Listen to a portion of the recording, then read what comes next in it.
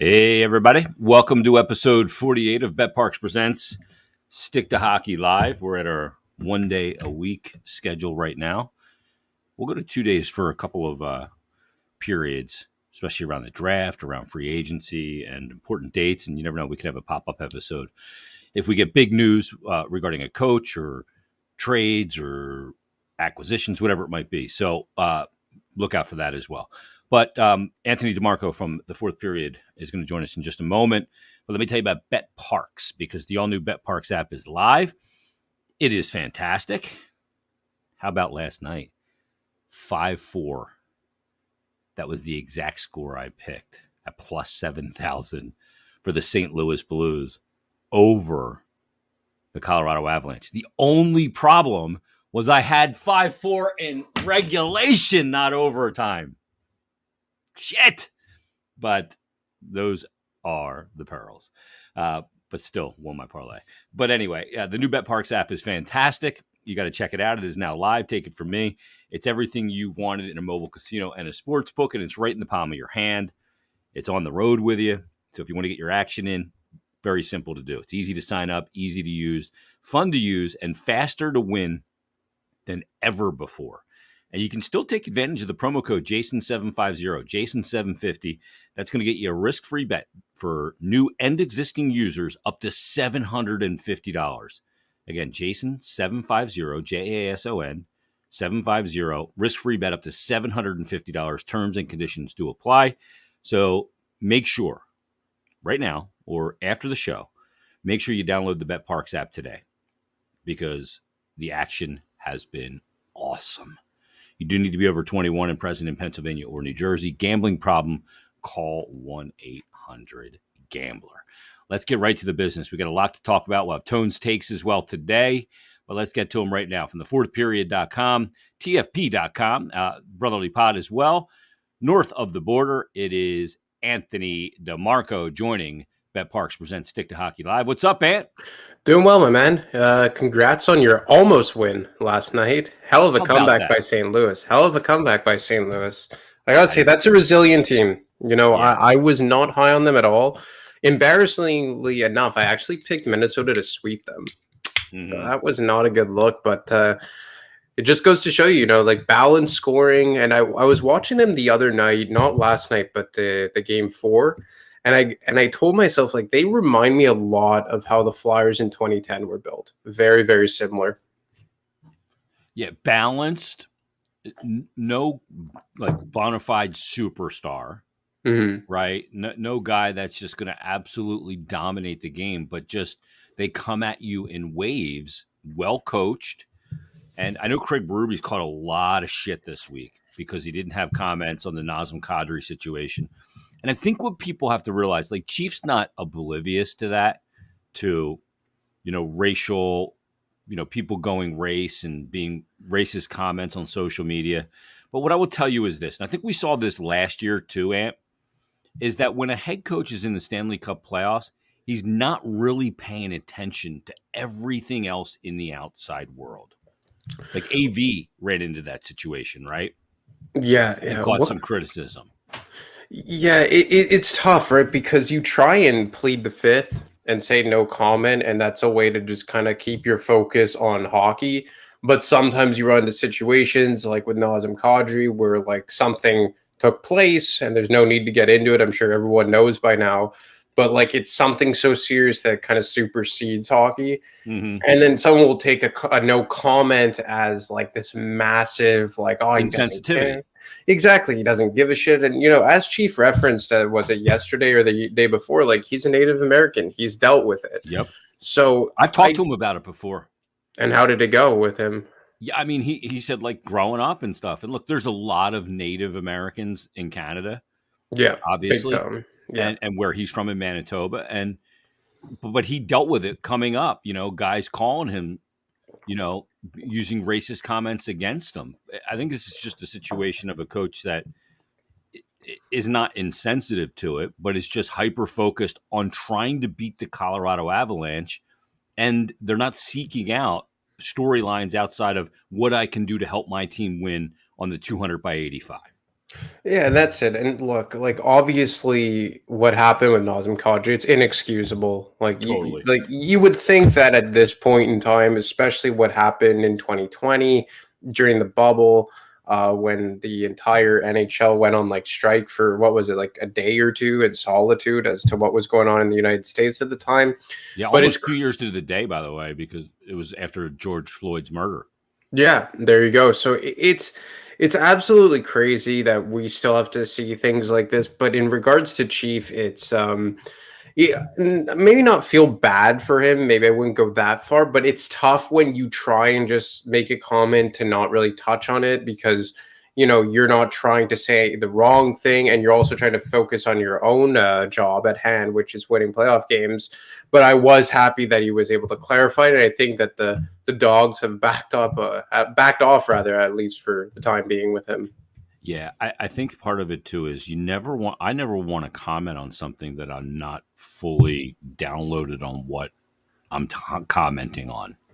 You know what I mean? Like, if I don't want to say, yeah, blah, blah, blah, and I don't really know the whole situation. If I'm going to comment on it publicly, especially for like an NHL coach, I want to know full blown what I'm commenting on. And I just don't know that he did. And he's a good man.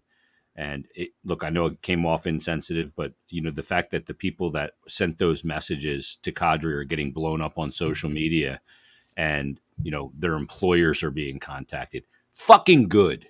It's time people have repercussions for the shit they say on social media. Which brings me to my next thing. This is not nearly as salacious or serious as what we just talked about, but the people that are just reveling in the fact that Claude Giroux got knocked out in the second round, like what?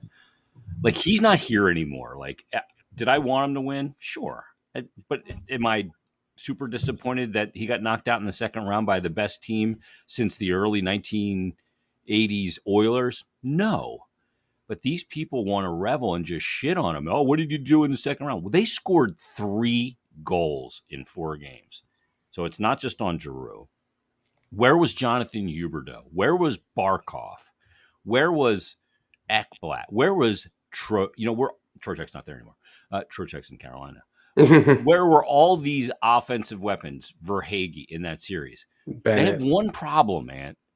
They got this guy in Tampa that, until proven otherwise, you are not beating them in a series.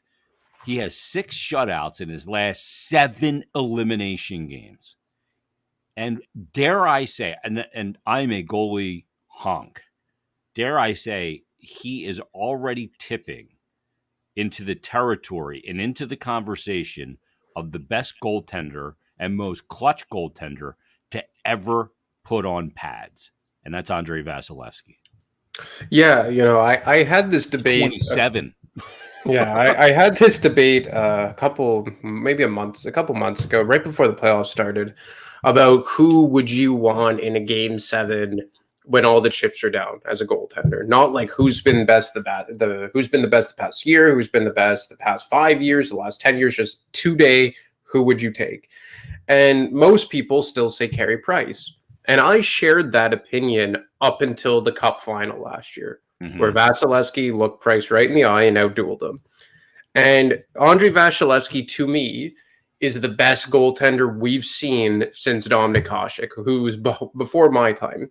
He's better than the heyday of Ryan Miller. He's better than the heyday of Martin Brodeur. He's better than the heyday of who would be the next goalie who took the baton, Tuukka Rask. Better than Sergei Bobrovsky, Jonathan Quick. He is so good when the chips are down, something that we've never really seen before.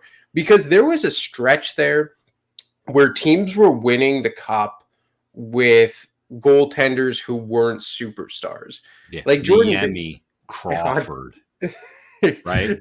Yeah, Bennington.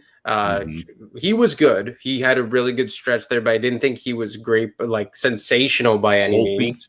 Braden Holtby. Yep. Like, obviously, the last guy I think that we saw win a Stanley Cup who was really the catalyst as a goaltender was Quick. Tim Thomas before him was absolutely sensational. Maybe to an extent, Matt Murray.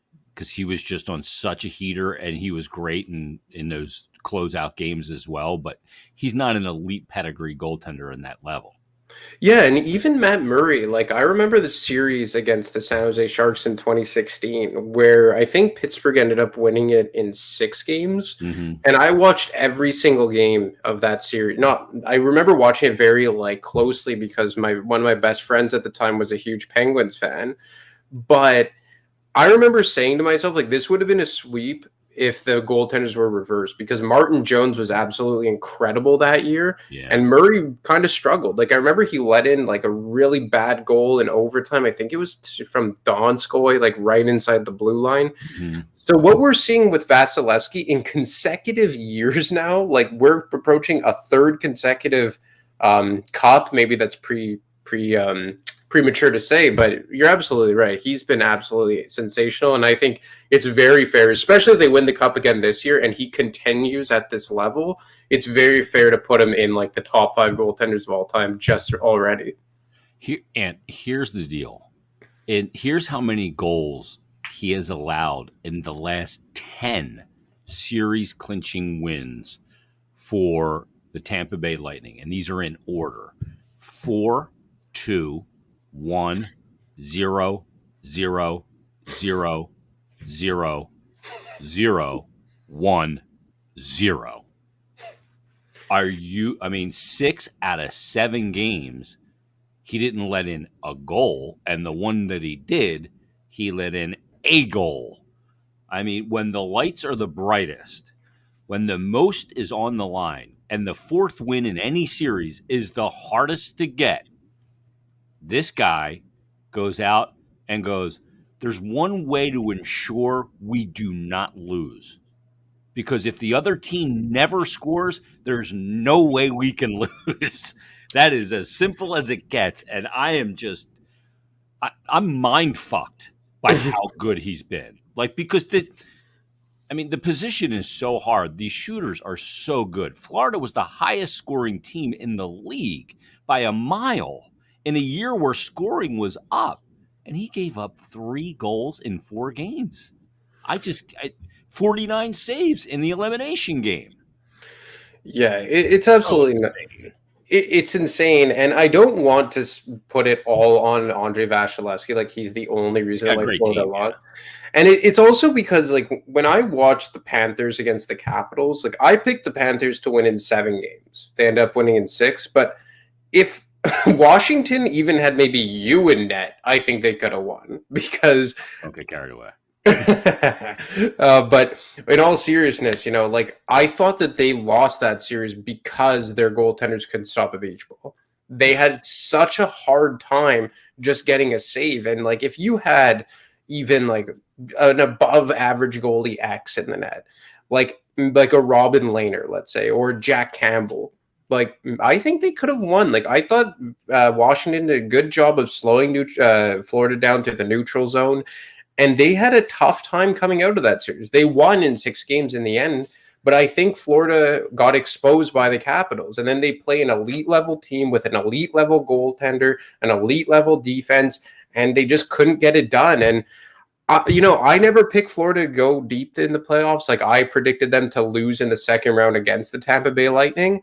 But, I mean, I didn't expect it to be a sweep. I picked Tampa to win in 7 games, but I think it kind of exposed Florida as a team that maybe needs to get more. And I don't like using this cliche because it does kind of sound like a boomer take, but, like, I think they need more hard-nosed players to get to the middle of the ice and to really cause traffic. You can't win just maroon type. Like, I always bring up Josh Anderson from the Montreal Canadiens, what he did in the playoffs last year, playing on the left wing with some young kids like Suzuki and Caulfield, opening up the middle of the ice. Like, I even think a team like Toronto could use a Josh Anderson. So I think that's what we saw from Florida. And obviously, like you brought up, when you're up against Andrei Vasilevsky, it makes it that much tougher. Is all of a sudden Florida now in that conversation with a guy maybe like Barry Trotz? With Andrew Brunette, he was still on an interim tag, and they won the President's Trophy. He did a great job, and I thought it was a pretty difficult situation with how Quenneville was let go and all the noise that was around it. Kept the team on the rails. Even after the trade deadline, they still kept humming along, but just couldn't get it done in the playoffs. And they're running up against a team that we're going to look back on in a decade and say is one of the best teams of all time.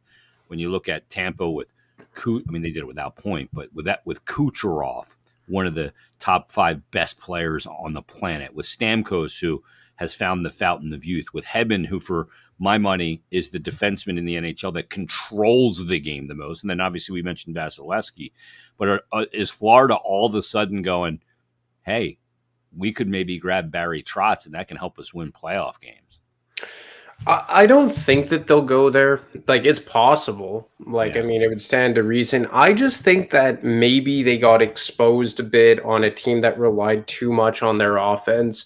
And I hate saying this, right, because I don't want to diminish skill and pure offense, but they kind of seemed like a regular season team from the get-go, right? Yeah. Where it was just all offense all the time. They went in with a defense that, like, wasn't, I wouldn't say it was suspect, but, like, I think Mackenzie Weegar kind of got exposed a bit. He made a couple of big egregious mistakes in the playoffs. That's it. I think they kind of overrated what Ben Sherratt would bring to them. You know, the analytics were never his friend in Montreal this year. They didn't translate well over in Florida. And it stands to reason, like, if he's not playing next to a Shea Weber, how was he going to play? You have a guy like Radko Gudas and or Gustav Forsling playing a lot of top 4 minutes. You know, for my money, those are more third pairing level guys. So I think their defense, they kind of overrated a bit. Obviously, Sergei Bobrovsky, was he the main reason they lost? Not really, but as far as a $10 million goalie goes, he's certainly not worth that, not by any stretch. And then you just look at their forwards, and I do think they kind of missed like a physical presence who could maybe help get them to the middle of the ice. Like Sam Bennett kind of checks that box a bit, but when you're playing center, you can't really drive the net as hard, win board battles. I think it was just a bit too much skill, not enough defensive presence, not enough physical presence. And then again, you run into an Andrei Vasilevsky. But all this to say is that I don't really think it was a coaching thing. I think it was more that they were a team built for regular season success. And they kind of got exposed as they weren't really battle tested for a playoff round, certainly not against the reigning cup champs. Frege pointed out, I think on 32 Thoughts, that Florida shopped Bobrovsky hard at the deadline and perhaps laying a lot of groundwork to trade him this offseason. But who the heck is going to take that? I mean, he's a highly skilled goaltender, but he's faltered in the playoffs and never been good. And that cap hit at 10 mil over 4 more years? Who's going to take on that cap hit?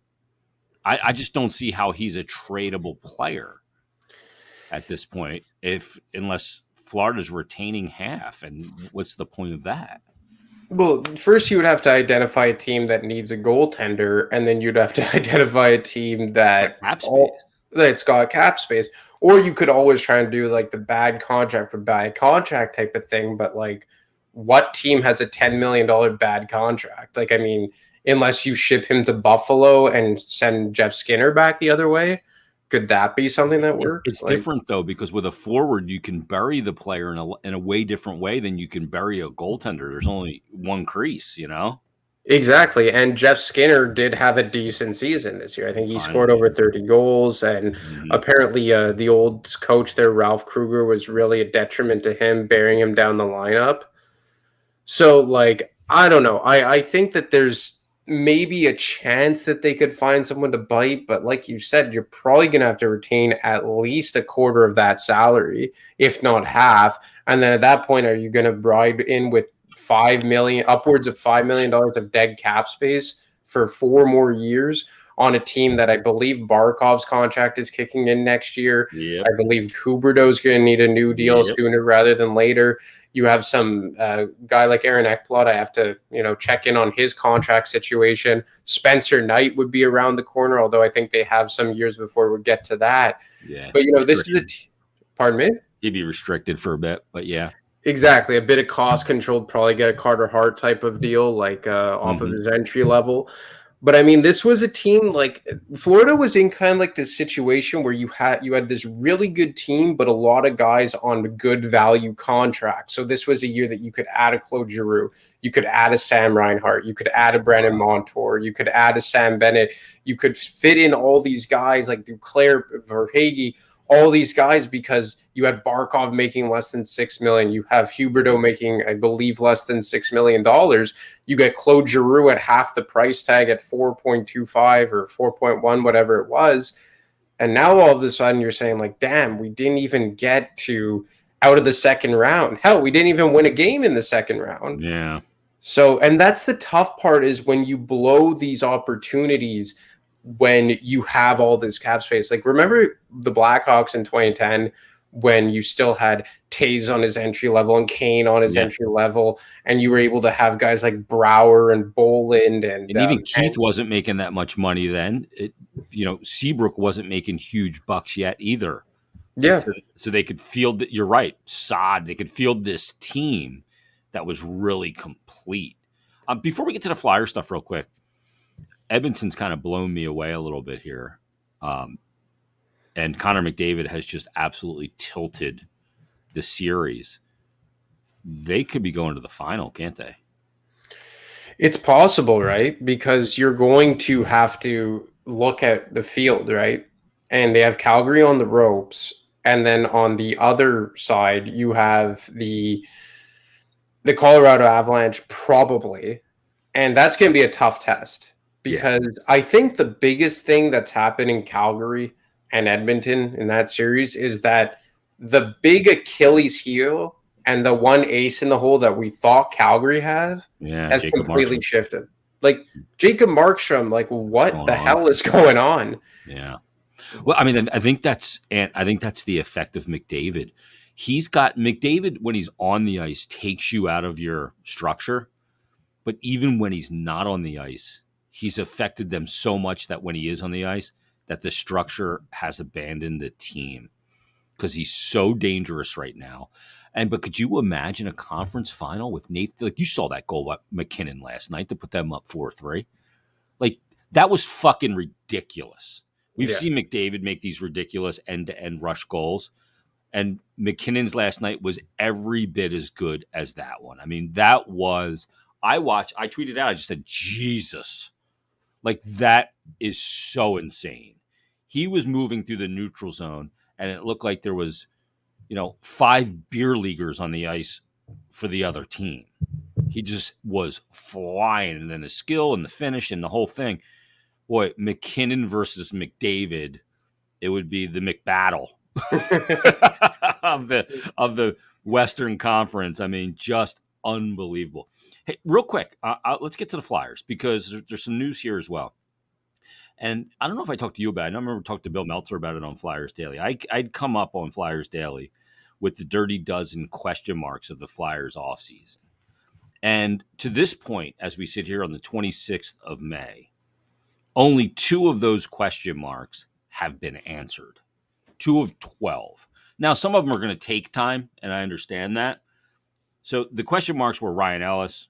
They were Coots coming back from back surgery, Wade Allison's inability to stay healthy, big game hunting for high-end talent, JVR in the final year of his deal, head coach, the draft lottery results, TK Sanheim, Provorov, are they trade bait, Morgan Frost, backup goalie, Mike Yo's future, and aggressive retool versus rebuild. The only 2 answers we have are Mike Yo's future, to some extent. He's not going to be the head coach. We don't have the head coach, so that's still applicable. And then the other one we have is the draft lottery results, which had a hard date. But there's still a lot of questions to be answered. So let's talk about candidates. And by my estimation, the realistic candidates for the Flyers right now are Barry Trotz, and probably number 1 on the list, I'm sure, John Tortorella, Rick Tocchet, Jim Montgomery, Kirk Muller has now been added to that list, and I'll keep Paul Maurice on there. But I know you reported that that's not likely. Are those the 6? Is one of those 6 guys, Trotz, Torts, Tock, Montgomery, Muller, or Maurice, going to be the next head coach of the Philadelphia Flyers? I would assume so. I mean, I know that they're doing a very thorough search. Quickly on Maurice, he got tied to Vegas yesterday by my colleague Dave Pagnotta, Saw and that. I've always liked Paul Maurice, but I know he's a guy that doesn't really play with a lot of structure, as we saw in Winnipeg over the last few years. And I asked one of my sources about it, and I didn't get like an overwhelmingly positive response. I know he was on the initial long list, but uncertain if he would even get an interview. We know that they want a coach that would bring in accountability and would bring in defensive structure. Accountability, I'm sure Paul Maurice would bring that, but defensive structure, that's not the thing that I think fits Paul Maurice. That's why I'm not confident he would be the guy. Kirk Muller, I'm sure, would be a good option, although he's been a head coach once before in Carolina, didn't do too creative a job, wouldn't be overly enthralled with him, and they want a guy with a proven track record. And Yeah, that's the one fit that one part. Exactly. And like the proven track record thing for me, for Muller, it just doesn't fit. So I'm sure maybe they'll talk to him. He's not a guy that I really get the sense of. For me, it kind of comes down to Trotz, Tortorella, or Montgomery. And that's more speculation than anything. Obviously, we have the two confirmed in Trotz and Tortorella who have interviewed for the job. In regards to Trotz, the one thing, and this is more speculative than anything, I've had a few conversations with people, but like they've kind of just pushed me in this direction to speculate. Like, we know Trotz wants to get into management eventually. Mm-hmm. Is that something that makes Fletcher steer away from him? Like, are you hiring a guy who could potentially be your replacement? Are you hiring a guy who potentially wants your job in the future? Yeah. As opposed to, let's say, and I'll just compare it to the situation in Winnipeg. Chevy's been the GM there for how long now? A decade since they moved to Winnipeg. He holds the title of executive vice president as well, right under Mark Chipman. Could it eventually be like a backroom deal? Like, okay, you coach the team for 2-3 years, then you slide up to GM. I move into a higher executive role. That's the one thing that makes me a bit trepidatious that Trotz will end up here. I look at John Tortorella and I say to myself, like, accountability, got it. You have a guy here who loved him and excelled under him, Cam Atkinson. Defensive structure, he checks a lot of boxes. John Tortorella checks a lot of boxes. And for a team that doesn't have a big-time superstar, at least not yet, and is a pure all-offense guy, there's not a lot of guys on this team that I think would have to change their game to fit John Tortorella's system. Maybe Travis Konechny, but even at him, he had his best season under Alain Vigneault, who wasn't exactly the most offensively loose guy in the world. And still scored 24 goals that year, too. Exactly. And he scored, what, 65 points? Games. Yeah. Yeah. 61 points in 66 games or whatever it was. Yeah. So I don't think there would be a lot of, like, I think Torts would love a lot of players on this team. How much would he love Sean Couturier? He obviously would love Cam Atkinson. He obviously would love Scott Lawton. Like, those are Torts kind of guys, right? Kevin Hayes would love him. Noah Cates would love him. I think he would love Joel Farabee. Maybe totally the guy. Agree. Yeah, like the one guy to me, and I feel bad that we always kind of bring him up here, but maybe Morgan Frost. That would be a bit of an issue with Torts, big time. Owen Tippett, like, I'm not sure yet. Like, we don't really know. I think you would try and mold him. Yeah, exactly. And that's the nice thing with Tipp is that you have a lot of the raw skill in him is still there, but at the same time, he's still young enough. He's still green enough. He hasn't really been molded yet. Has even had like a first coach in the NHL. Like, he hasn't been in the NHL enough. Yeah. So I think Torts checks a lot of boxes here. Then you look at Montgomery, and he has a track record, but more in a different way. I think he did an all right job in Dallas. I think that he has the track record at the college level.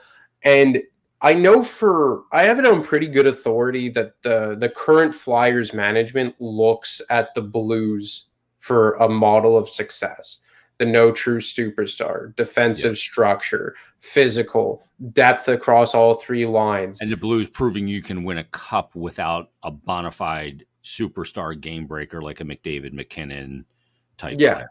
Well, you still need a good offensive player, like Tarasenko was certainly that. You Yep. still need a very solid defense. They certainly had that with Bouwmeester and Pietrangelo and Edmondson there at that time, but they Yep. still have those guys. They still have, well, he's been hurt, but Scandella. They still have Parayko. They have Justin Falk. I think the Flyers, if they get a healthy Ryan Ellis, big if, and if they bring in another defense, they do have a defense good enough to win a cup.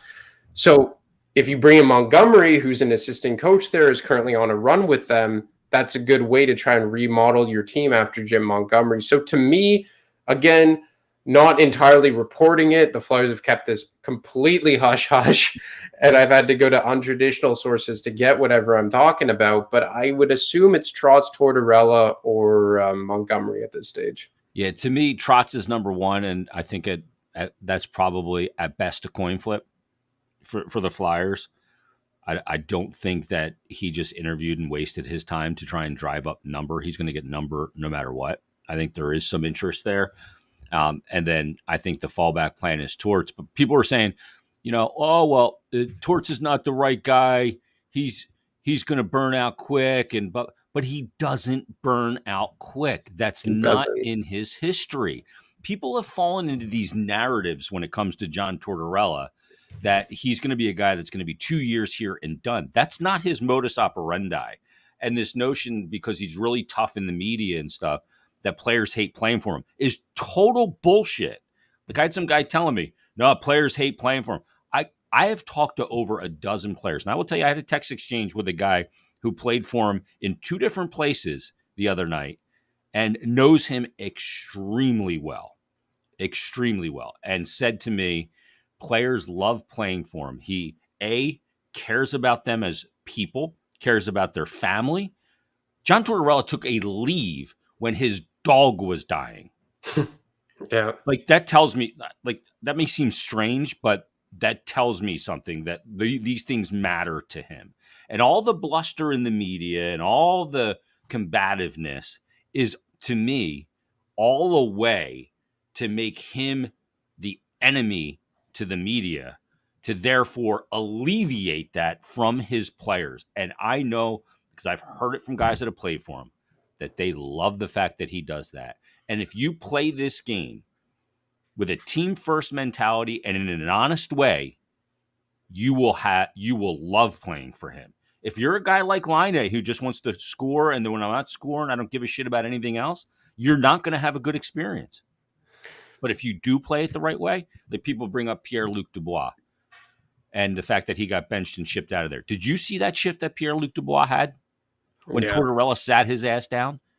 Like, if he would have allowed that player to go back on the ice, there would have been a mutiny in that locker room amongst the players, seeing what that guy did, the way he mailed that shift in. So, he's not my first choice, Torts, because Trotz is. But this notion that he's going to burn out quick, 6 years in Columbus, 7 in Tampa, and 4, basically almost 5 in New York. It looks like 6 because he was there for a little while way earlier in his career. But the guy doesn't burn. He burns hot, but he doesn't burn players out. And they love playing for him. Yeah, Vancouver was the outlier. That was the outlier. But that was him blowing up. Yeah. And some guy said to me on Twitter, goes, oh, if he couldn't handle Vancouver, how's he going to handle Philly? I go, boy, you don't know shit about the league, because the media in Vancouver and the fan base in Vancouver makes the Flyers look like a walk in the park. Yeah, like, They're look, insane.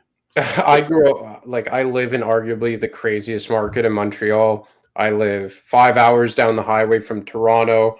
I am very well versed in how the media operates in any Canadian city, maybe aside from Winnipeg and Ottawa. Those are the 2 lower markets.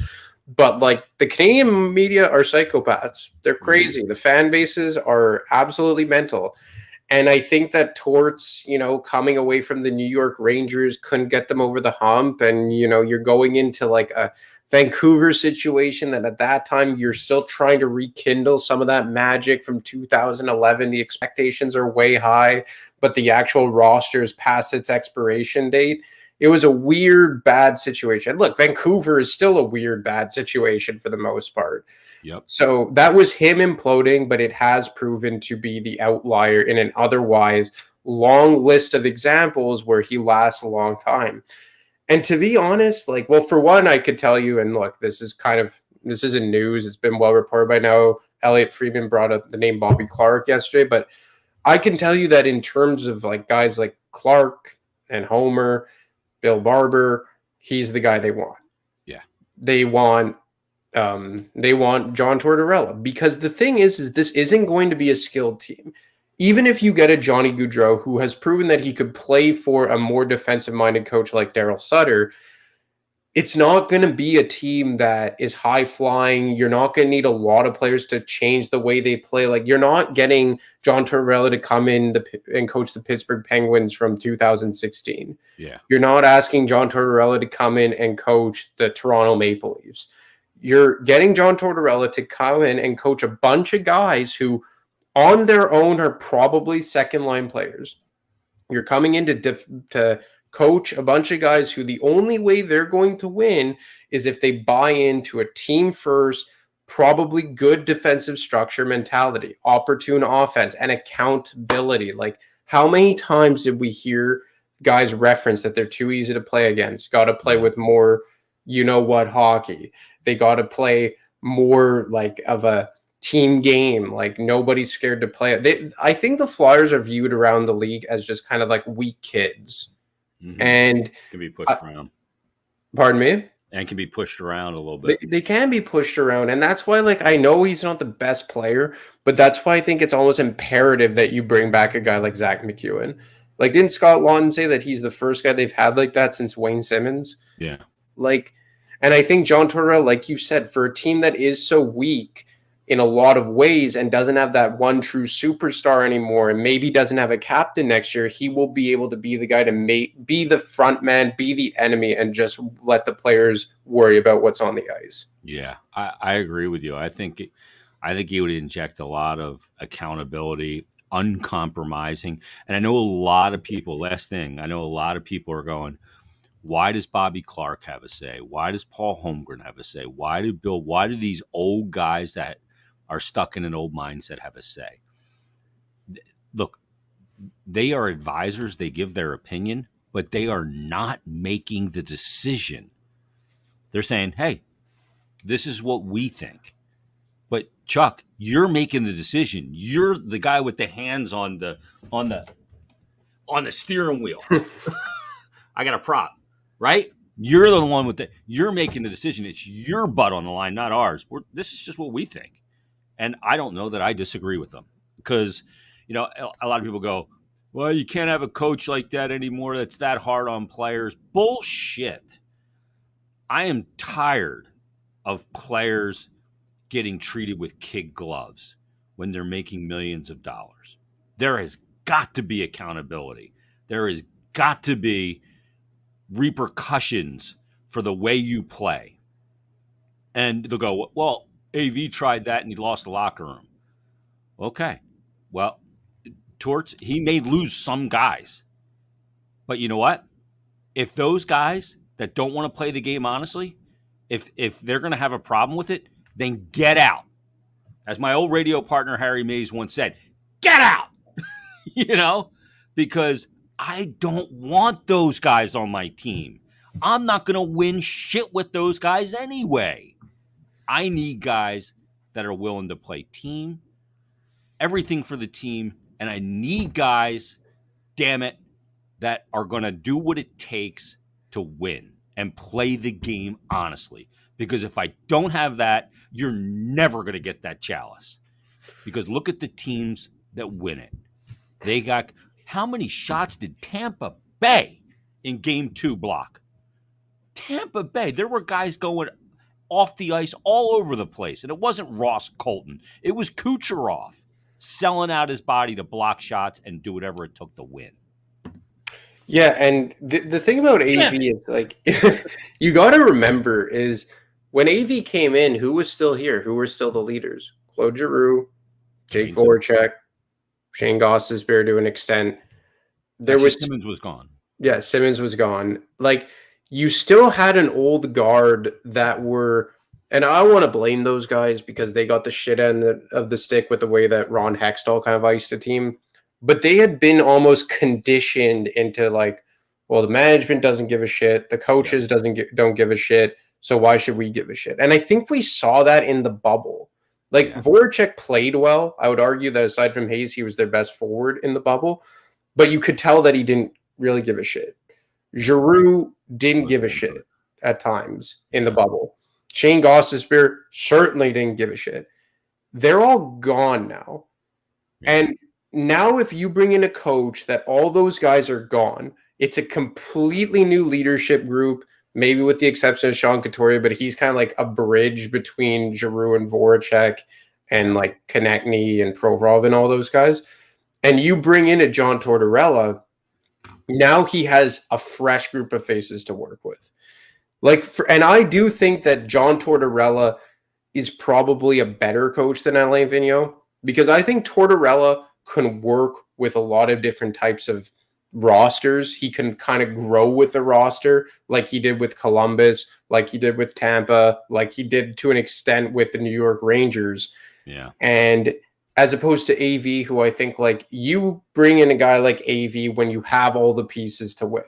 And I don't think Chuck Fletcher ever gave AV the pieces to win. Like AV is more like a Lavi to me. Yeah. Like you bring in a Lavi when you have everything in place. You don't bring in a Lavi when, okay, yeah, we still need a defenseman. Okay, yeah, we still need a 3C, like all that. And again, like I said, like John Tortorella would have like a clean slate here. I don't think that AV really got a clean slate because he still had a group of players who had outlasted how many? 4 coaches before him. All those guys were here for Laviolette. They were, with the exception of Gostisbehere, they were here for Berube, they were here for Hack, and they were here for Gordon. And now Torts would be getting a team that really outlasted one guy. But even that one guy, if Torts wants him, would probably be back as an assistant coach. Yeah, it might go. And great stuff. Read Ant's stuff at thefourthperiod.com, tfp.com, and also on Twitter at DiMarco25. And on Brotherly Pod as well. We'll talk to you next week, brother. Thanks, man. Looking forward to it. There he is, Anthony DiMarco on Beck Parks presents Stick to Hockey Live. It is Thursday. Playoffs are underway, and we have something we do to help you. It is called Tones Takes.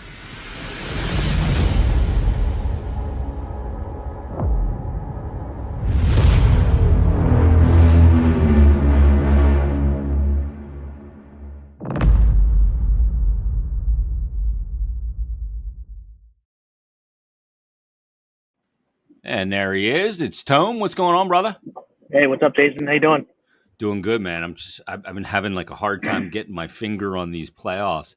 So last night, I put in an exact score bet on the Bet Parks app of 5-4 for St. Louis, right? They win the game in overtime 5-4.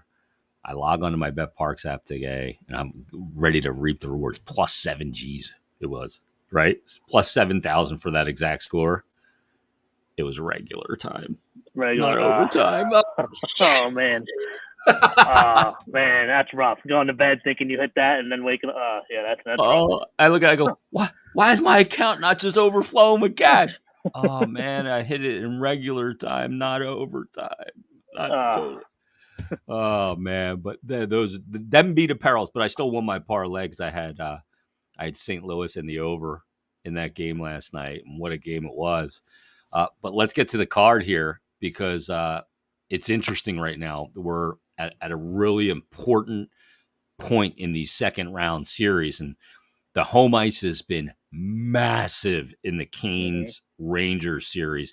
And I am in total agreement with your play here.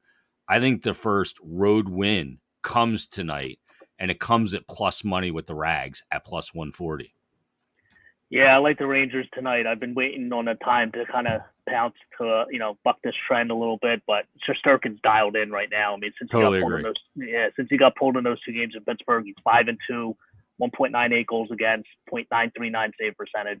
I know he was a better goalie at home than he was on the road, but it's playoffs. I don't think that matters. I'm going to take the value in the Rangers. They've been in every game in this series. The 2 in Carolina that they lost, they should have won game 1.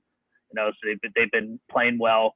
And with the Canes with Ranta, the backup goalie thing, man, how far can that take you? Like, I don't know if he's starting to wear down a little bit. I think you saw that in the past couple games. So I'm going to go with the value on the Rangers at plus 140.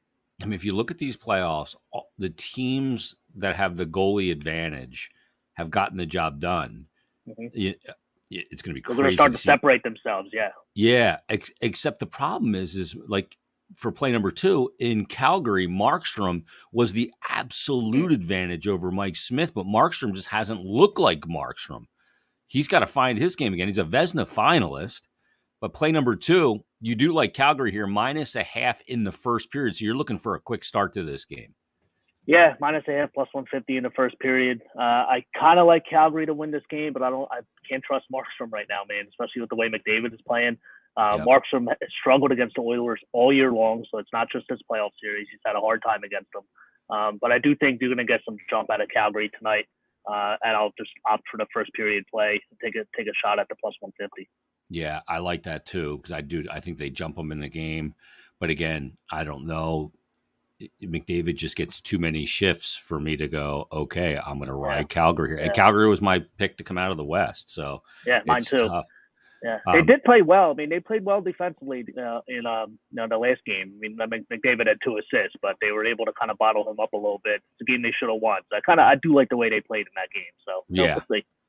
Well, let's take it to play number 3. And by the way, you went 2-0 last week on Stick to Hockey Live, plus 2.75 units in your year to date, plus 28.8 units, which is frankly absurd.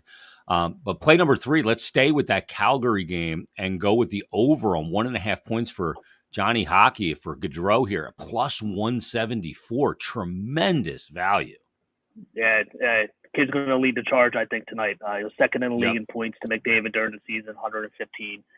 He's had 0 points the last 2 games in Edmonton. I think he had 2 in game 1 and 3 in game 2, or I could have that mixed up, but he had multiple points including the OT winner. Right. So I like this value here tonight. I'm expecting a big game out of Johnny Hockey. This is his time. It's his time to shine, just like it's been McDavid's time to shine, and he's pulled through. Now it's Johnny's Hockey's turn to shine. Yeah, so. I agree.